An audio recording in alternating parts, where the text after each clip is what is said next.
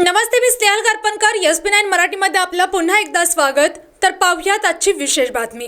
कोल्हापूर जिल्ह्यातील राधानगरी आणि आसपासच्या तालुक्यातील मत्स्य व्यवसायाला व्यावसायिक चालना देण्यासाठी आणि शेतकऱ्यांचे अर्थकारण पूर्णतः बदलण्यासाठी एक महत्त्वाकांक्षी प्रकल्प हाती येत आहे. तर पाहूयात आजची सविस्तर बातमी. फिश फार्मर प्रोड्युसर ऑर्गनायझेशनच्या माध्यमातून मुख्यमंत्री मत्स्य संपदा योजना, प्रधानमंत्री मत्स्य किसान समृद्धी सहयोजना आणि जिल्हा नियोजन समितीच्या संयुक्त या उपक्रमामुळे तालुक्यात मत्स्य पालनासोबतच मोठ्या प्रमाणावर रोजगार निर्मिती आणि निर्यातीच्या संधी उपलब्ध होणार आहेत. कोल्हापूर जिल्हा हा ऊस शेती आणि दुग्ध व्यवसायात अग्रेसर आहेच.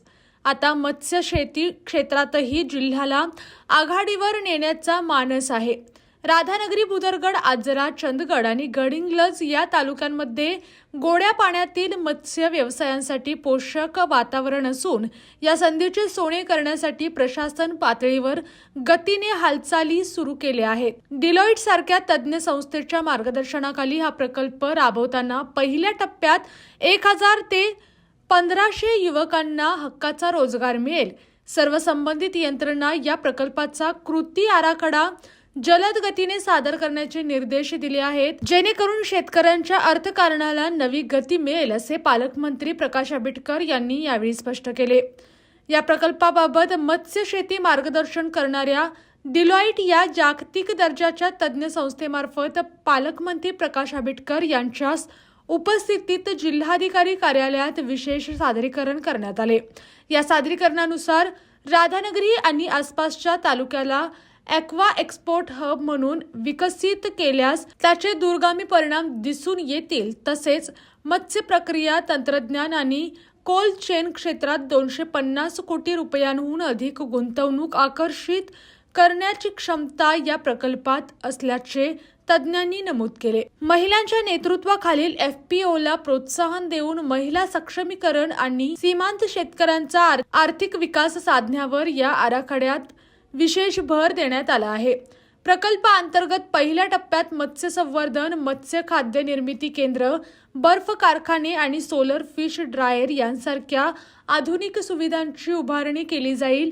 मुख्यमंत्री मत्स्य संपदा योजनेतून यातील जास्तीत जास्त घटक प्रस्तावित करण्यात आले असून यामुळे दर्जेदार मत्स्य उत्पादने तयार करून ती आंतरराष्ट्रीय बाजारपेठेत निर्यात करणे शक्य होईल. व्यावसायिक स्तरावर हा व्यवसाय सुरू केल्यास 80 ते 120% इतका भरोसा परतावा अपेक्षित आहे. केंद्राच्या प्रधानमंत्री मत्स्य संपदा योजनेतून भांडवली अनुदान, तंत्रज्ञान सुधारणा आणि विम्याची कवचही शेतकऱ्यांना मिळणार आहेत. पालकमंत्री प्रकाश आंबेडकर यांनी यावेळी मत्स्य शेतीला व्यावसायिक स्वरूप देऊन शेतकऱ्यांचे अर्थकारण सुधारण्यावर भर दिला आहे. उत्पादित होणारा मासा निर्यातक्षम असावा, जेणेकरून मत्स्य पालकांना जास्तीत जास्त नफा मिळेल, असे त्यांनी सांगितले. या बैठकीला निवासी उपजिल्हाधिकारी गजानन गुरव, सहाय्यक आयुक्त मत्स्य सतीश खाडे तसेच जिल्हा नियोजन समिती आणि जलसंपदा विभागाचे अधिकारी उपस्थित होते. अशाच जिल्ह्यातील, राज्यातील व राष्ट्रीय स्तरावरील ताज्या बातम्या पाहण्यासाठी पाहत रहा SB9 मराठी न्यूज चॅनेल. या चॅनेलच्या माध्यमातून विविध क्षेत्रात उल्लेखनीय कार्य करणाऱ्या मान्यवरांच्या प्रेरणादायी मुलाखती तसेच महत्त्वाची माहिती आणि घडामोडी आपल्यापर्यंत पोहोचवल्या जातील.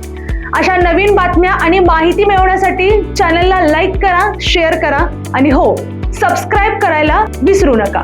पाहत रहा SB9 Marathi, your time your news. धन्यवाद.